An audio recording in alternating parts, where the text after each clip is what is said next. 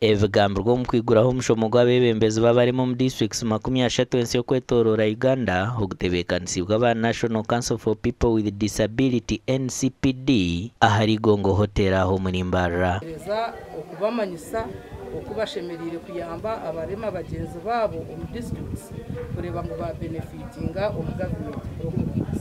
Amateka garuho government gatireho go kureba ngo abantu abine oburema mu biri gwabo bashemererwa umunsi ya konka ekitakozwe niki eco kubanza abamahurire tubireta bamanyisa okurigirira hari bakuru b'ekigombe kiri kushuganisa obugabe bw'abantu abine obureme kya National Council for People with Disabilities. Abantu bingi tibine kumanyisibwa kuri kumara habikwatirine n'obugabe bw'abarema omu ihanga.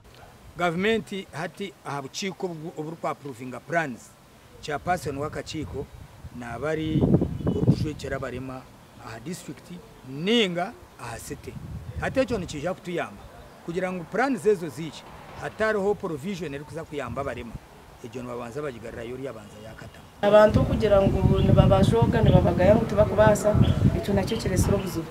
So umurimo gwitu tukukora tuti no kugenda ntwereza amakuru okujuriza amateka n'amanya no kurengana n'abanyamahuru ntibashaka imana umuteko program zanye n'umugambi w'ashongoza n'ingorena okurigirira hakitongore kiri kujunanizibwa n'umubare gw'abantu mu Uganda ebicweka 12 n'obutonyezo buna bw'abanya-Uganda bine oburema kandi abari kusinga omuri aba nibatura mu mbeera y'okunyigisirizibwa aha bwa TV West ndi Era Akiza.